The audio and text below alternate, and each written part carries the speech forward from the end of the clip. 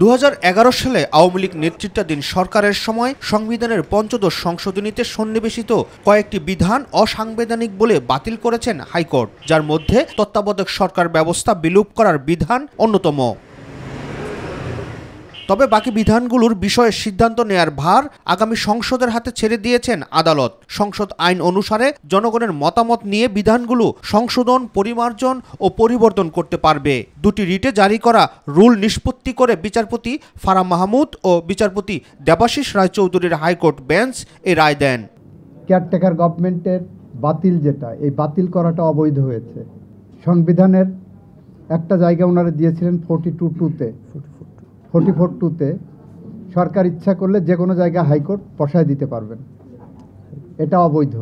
রেফারেন্ডামে জনগণের যে পাওয়ার, সেই পাওয়ারটা যেভাবে সংকুচিত করেছিলেন, সেই সংকুচিত করাটাকে ওনারা অবৈধ ঘোষণা করেছেন। This also hits the basic structure of our constitution, এইটা মোটা দাগে বলেছেন। আর অন্য যে বিষয়গুলো আছে সেই বিষয়গুলো ওনারা কিন্তু ইন্ট্রাভাইরাস, আল্ট্রাভাইরাস কোনোটাই বলেননি।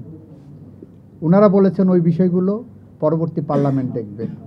বদিউল আলম মজুমদার সহ 5 আবেদনকারীর আইনজীবী ডক্টর শরীফ ভুইয়া রায়টিকে ঐতিহাসিক দাবি করে বলেন, এর মধ্য দিয়ে সংবিধানের প্রস্তাবনা ও কিছু অনুচ্ছেদ সংশোধনে গণভোটের বিধান ফিরে এসেছে।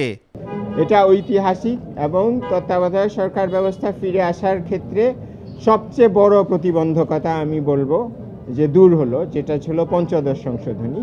তবে তত্ত্বাবধায়ক সরকার ব্যবস্থা এখনই ফিরে এসছে বলা যাবে না, কারণ আপনারা জানেন এটাকে দুভাবে বাতিল করা হয়েছিল। কাজেই আজকে পঞ্চদশ সংশোধনী যেহেতু বাতিল হলো, সংসদের মাধ্যমে তত্ত্বাবধায়ক ব্যবস্থাকে যে বাতিল করা হয় সেই প্রতিবন্ধকতাটা আমরা আজকে পার হয়ে আসলাম। কিন্তু আমাদেরকে এখনও বিচারপতি খায়রুল হকের নেতৃত্বে যে রায়, সেটার পুনর্বিবেচনা এবং সেটা পরিবর্তিত হতে হবে তত্ত্বাবধায়ক সরকার ব্যবস্থা ফিরে আসার। আদালতের এই রায়ের মধ্য দিয়ে জনগণ খুশি জানিয়ে বিএনপির পক্ষে সিনিয়র আইনজীবী জয়নুল আবেদিন এবং জামায়াতের পক্ষে আইনজীবী অ্যাডভোকেট মোহাম্মদ শিশির মনির বলেন, জনগণের অধিকার কেড়ে নেওয়ার জন্যই সংবিধানের পঞ্চদশ সংশোধনী আনা হয়েছিল। সবচেয়ে ইম্পর্টেন্ট কথা বলছেন, গণতন্ত্র হলো আমাদের সংবিধানের মৌলিক কাঠামো, আর কেয়ারটেকার গভর্নমেন্ট বলছেন সংবিধানের মৌলিক কাঠামোতে রূপান্তরিত হয়েছে। কেন?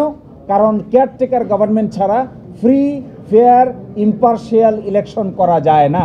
তারা যে সমস্ত আর্গুমেন্ট উল্লেখ করেছেন সেগুলো প্রত্যেকটাই যুক্তিযুক্ত এবং তার উপরে ভিত্তি করেই আদালত জাজমেন্ট দিয়েছেন এবং জনগণ তাতে খুশি, আমরাও খুশি। পঞ্চদশ সংশোধনী আইন চ্যালেঞ্জ করে গত 18ই আগস্ট সুশাসনের জন্য নাগরিকের পক্ষে বদিউল আলম মজুমদার সহ 5 জন বিশিষ্ট ব্যক্তি রিট করেন। প্রাথমিক শুনানি নিয়ে হাইকোর্ট গত 19 আগস্ট রুল দেন। এই রুলে ইন্টারভেনার হিসেবে বিএনপি, গণফোরাম, বাংলাদেশ জামাতে ইসলাম সংস্থা, ব্যক্তি সহ বেশ কয়েকজন যুক্ত হয়। রাকিব হাসান, মাই টিভি, ঢাকা।